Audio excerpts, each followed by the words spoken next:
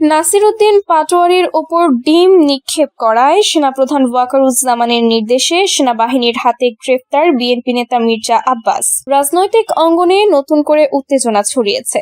জাতীয় নাগরিক পার্টির মুখ্য সমন্বয়ক নাসির উদ্দিন পাটোয়ারির ওপর ডিম নিক্ষেপের ঘটনায় অভিযুক্ত করে বিএনপির স্থায়ী কমিটির সদস্য মির্জা আব্বাসকে গ্রেফতার করেছে সেনাবাহিনী। সেনাপ্রধান জেনারেল ওয়াকারুজ্জামানের সরাসরি নির্দেশে এ অভিযান চালানো হয়েছে বলে সূত্রের খবর। ঘটনার সূত্রপাত গত কয়েকদিন আগে। গত 25 জানুয়ারি ঢাকার শান্তিনগর এলাকায় হাবিবুল্লাহ বাহার কলেজ সংলগ্ন একটি মতবিনিময় সভায় নাসির উদ্দিন পাটোয়ারি বক্তব্য রাখছিলেন। হঠাৎ করে একদল যুবক তার দিকে একের পর এক ডিম ছুঁড়ে মারে। ভিডিও ফুটেজে দেখা যায় পাটোয়ারি মঞ্চে দাঁড়িয়ে থাকা অবস্থায় ডিমের আঘাতে তার মুখ, জামা কাপড় ভিজে যায়। ঘটনাস্থলে উপস্থিত অনেকেই এটিকে রাজনৈতিক প্রতিহিংসার প্রকাশ বলে অভিহিত করেন। পাটোয়ারি পরে সামাজিক যোগাযোগ মাধ্যমে পোস্ট করে বলেন, এটা শুধু ডিম নয়, এটা গণতন্ত্রের ওপর আক্রমণ। যারা এর পেছনে আছেন তাদের চিহ্নিত করা হবে। এই ঘটনার পর থেকেই বিভিন্ন মহলে অভিযোগ ওঠে যে এর পেছনে বিএনপির কেন্দ্রীয় নেতৃত্বের হাত রয়েছে। বিশেষ করে মির্জা আব্বাসের নাম উঠে আসে। পাটোয়ারি নিজে একাধিকবার বিএনপির শীর্ষ নেতাদের, বিশেষ করে তারেক রহমান ও মির্জা আব্বাসের সমালোচনা করেছেন। তিনি অভিযোগ করেন যে বিএনপি নতুন রাজনৈতিক শক্তির উত্থানকে ভয় পাচ্ছে এবং তাই এ ধরনের হামলার আশ্রয় নিচ্ছে। অন্তর্বর্তীকালীন সরকারের অধীনে দেশে আইন শৃঙ্খলা পরিস্থিতি নিয়ন্ত্রণে সেনাবাহিনীর ভূমিকা বাড়ছে। সেনাপ্রধান জেনারেল ওয়াকারুজ্জামান গত সপ্তাহে এক বক্তব্যে বলেছিলেন, কোন রাজনৈতিক দল বা ব্যক্তি যদি সহিংসতা বা অরাজকতা ছড়ানোর চেষ্টা করে তাহলে সেনাবাহিনী কঠোরভাবে দায়িত্ব পালন করবে। দেশের স্থিতিশীলতা সবার উপরে। এই বক্তব্যের পরে গোয়েন্দা সূত্রে খবর আসে যে ডিম নিক্ষেপের ঘটনায় জড়িত কয়েকজনকে জিজ্ঞাসাবাদে মির্জা আব্বাসের নাম উঠে এসেছে। সূত্র বলছে, আক্রমণকারীদের একজন স্বীকার করেছে যে তাদেরকে উপরের নির্দেশে এ কাজ করতে বলা হয়েছে। গতকাল মধ্যরাতের পর ঢাকার শহীদবাগ এলাকায় মির্জা আব্বাসের বাসভবনে অভিযান চালায় সেনাবাহিনীর একটি বিশেষ টিম। সেনা সদস্যরা বাসা ঘিরে ফেলে এবং আব্বাসকে গ্রেফতার করে। প্রত্যক্ষদর্শীরা জানান, অভিযান চলাকালে কোনো প্রতিরোধের চেষ্টা হয়নি। আব্বাসকে সরাসরি সেনানিবাসে নেওয়া হয়েছে বলে জানা গেছে। এ বিষয়ে সেনাবাহিনীর আন্তঃবাহিনী জনসংযোগ পরিদপ্তর থেকে এক সংক্ষিপ্ত বিবৃতিতে বলা হয়েছে, জাতীয় নিরাপত্তা ও আইন শৃঙ্খলা রক্ষার স্বার্থে একজন রাজনৈতিক নেতাকে আটক করা হয়েছে, তদন্ত চলছে। বিএনপির পক্ষ থেকে এই গ্রেফতারকে রাজনৈতিক প্রতিহিংসা বলে অভিহিত করা হয়েছে। দলের একজন মুখপাত্র বলেন, সেনাবাহিনীকে রাজনৈতিক উদ্দেশ্যে ব্যবহার করা হচ্ছে। মির্জা আব্বাস একজন সিনিয়র নেতা, তার বিরুদ্ধে কোনো প্রমাণ ছাড়াই এমন অভিযান চালানো হয়েছে। এটা গণতন্ত্রের জন্য বিপজ্জনক। দলের ভারপ্রাপ্ত চেয়ারম্যান তারেক রহমানের পক্ষ থেকেও এক বিবৃতিতে বলা হয়েছে যে এ ঘটনা অন্তর্বর্তীকালীন সরকারের অসহিষ্ণুতার প্রমাণ। অন্যদিকে নাসির উদ্দিন পাটোয়ারি এই গ্রেফতারকে স্বাগত জানিয়েছেন। তিনি এক ভিডিও বার্তায় বলেন, যারা সহিংসতার মাধ্যমে রাজনীতি করতে চান তাদের বিরুদ্ধে কঠোর ব্যবস্থা নেওয়া উচিত। এটা শুধু আমার উপর আক্রমণ নয়, এটা নতুন প্রজন্মের রাজনীতির ওপর আক্রমণ। সেনাপ্রধানের সিদ্ধান্তকে আমি সমর্থন করি। এই ঘটনার পর ঢাকা সহ দেশের বিভিন্ন স্থানে বিএনপির নেতাকর্মীরা বিক্ষোভের ডাক দিয়েছে। আজ সকাল থেকে পল্টন, নয়াপল্টন এলাকায় অতিরিক্ত পুলিশ ও সেনা মোতায়েন করা হয়েছে। পরিস্থিতি পর্যবেক্ষণ করছে সরকারের নিরাপত্তা সংস্থাগুলো। এদিকে মির্জা আব্বাসের পরিবারের পক্ষ থেকে বলা হয়েছে, তাকে যথাযথ আইনি প্রক্রিয়া অনুসরণ করে মুক্তি দেওয়া হোক। তারা আদালতে যাওয়ার প্রস্তুতি নিচ্ছেন। দেশের রাজনৈতিক অঙ্গনে এ ঘটনা কি প্রভাব ফেলবে তা সময় বলবে। তবে এটা স্পষ্ট যে ডিম নিক্ষেপের মতো একটি ছোট ঘটনা এখন জাতীয় পর্যায়ের বড় সংকটে পরিণত হয়েছে। একটি দল তাদের ভোট দিলে জান্নাত পাবে বলে ধোঁকাবাজি করছে, জানালেন সালাউদ্দিন আহমেদ। বিএনপির স্থায়ী কমিটির সদস্য ও কক্সবাজার 1 আসনে বিএনপি প্রার্থী সালাহ উদ্দিন আহমদ বলেছেন, একটি দল তাদের ভোট দিলে মরণের পর জান্নাত পাবে বলে ধোঁকাবাজি করছে। তাদের থেকে সাবধান থাকতে হবে। আজ দুপুরে কক্সবাজারের চকরিয়া উপজেলার সাহারবিল বিএমএস উচ্চ বিদ্যালয়ের মাঠে নির্বাচনী পথসভায় এ মন্তব্য করেন তিনি।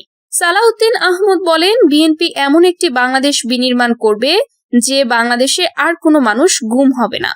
জনগণের বিপুল সমর্থন ও জাতীয় ঐক্য সৃষ্টির মধ্য দিয়ে বিএনপি এমন একটা সরকার পরিচালনা করবে যে সরকারের মালিক হবে জনগণ। আগামী 12 ফেব্রুয়ারি নির্বাচনের মধ্য দিয়ে জনগণই তাদের রাষ্ট্র মালিকানা ফেরত পাবে। আপনার ভোট আপনি দেবেন, যাকে খুশি তাকে দেবেন, আপনার পছন্দের প্রার্থীকেই দেবেন এবং গণতন্ত্রকে শক্তিশালী করবেন। আগামী জাতীয় সংসদ নির্বাচনে ধানের শীষের ভূমিধস বিজয় হবে। সালাউদ্দিন আহমদ বলেন, বিএনপির কর্মসূচি, বিএনপির পরিকল্পনা এবং রাষ্ট্র ভাবনা যদি মানুষ পছন্দ করে তাহলে অবশ্যই তারা বিএনপিকে ভোট দেবে। অন্য রাজনৈতিক দলগুলো নির্বাচন করছে, তারাও তাদের কর্মসূচি পরিকল্পনা প্রকাশ করুক। জনগণ তাদেরটা পছন্দ করলে তাদেরই ভোট দেবে। এটাই গণতন্ত্রের সৌন্দর্য, এমনই হওয়া উচিত। সালাউদ্দিন আহমদ বলেন, জেলে থাকার কারণে 2008 সালে নির্বাচন করতে পারিনি। আমার স্ত্রী হাসিনা আহমদকে আমার চেয়ে বেশি ভোট দিয়ে নির্বাচিত করেছিলেন। এ কারণে আমি এবং আমার পরিবার আজীবন আপনাদের কাছে কৃতজ্ঞ। এ সময় উপস্থিত ছিলেন জেলা বিএনপির দপ্তর সম্পাদক ইউসুফ বদরি, মাতামুহুরী, উপজেলা বিএনপি সভাপতি জামিল ইব্রাহিম চৌধুরী, সাধারণ সম্পাদক হেফাজতুর রহমান টিপু, সাংগঠনিক সম্পাদক শোয়াইবুল ইসলাম সবুজ প্রমুখ। নাসির উদ্দিন পাটোয়ারির ওপর হামলাকারীদের শনাক্ত করে গ্রেফতারের দাবি জামায়াতের।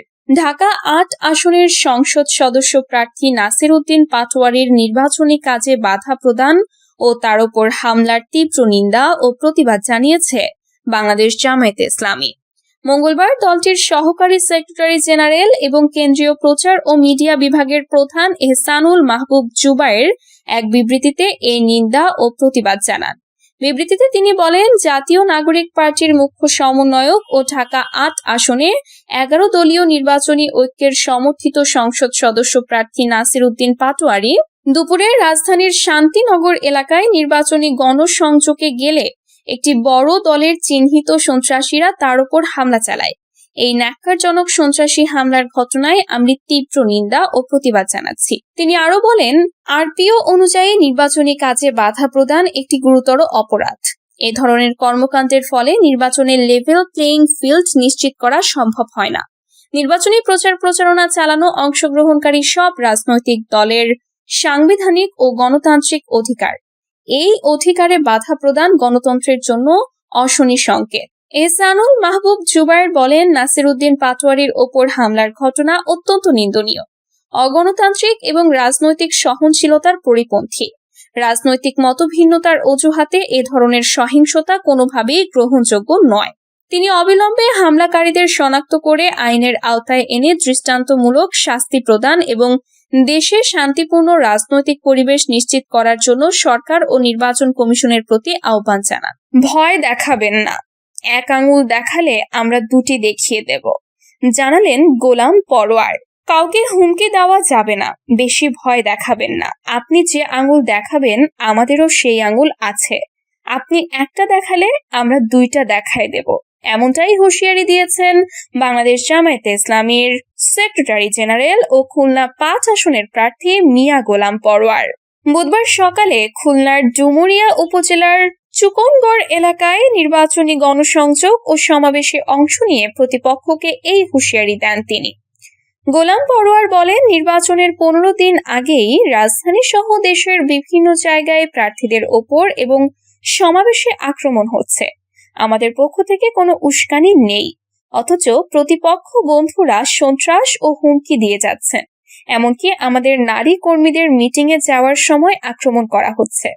শান্তিপূর্ণ নির্বাচনের স্বার্থে অন্তর্বর্তীকালীন সরকার ও নির্বাচন কমিশনের হস্তক্ষেপ কামনা করে জামায়াতের সেক্রেটারি জেনারেল বলেন, এসব সন্ত্রাসীদের ধরা দরকার। তাদের কাছে থাকা অবৈধ অস্ত্র উদ্ধার করে আইনের আওতায় আনতে হবে। তা না হলে শান্তিপূর্ণ নির্বাচন হওয়া চরম ঝুঁকির মধ্যে পড়বে। প্রতিপক্ষের দেওয়া ফ্যামিলি কার্ড বা কৃষি কার্ডের প্রতিশ্রুতিতে ভুয়া আখ্যা দিয়ে তিনি বলেন, দেশের মানুষ 18 কোটি, আর তারা কার্ড দেওয়ার কথা বলছে 50 কোটি। এসব কেবল মানুষকে ধোঁকা দেওয়ার কৌশল। ক্ষমতায় যাওয়ার আগেই যারা মা বোনদের গায়ে হাত দেয় বা হুমকি দেয়, ক্ষমতায় গেলে তারা কি করবে তা সাধারণ মানুষকে এখনই বুঝে নিতে হবে বলে জানান তিনি। এর আগে এদিন সকালে চুকনগড় এলাকার বিভিন্ন স্থানে বাড়ি বাড়ি গিয়ে প্রচারণা চালান এবং জনসাধারণের মাঝে লিফলেট বিতরণ করেন তিনি।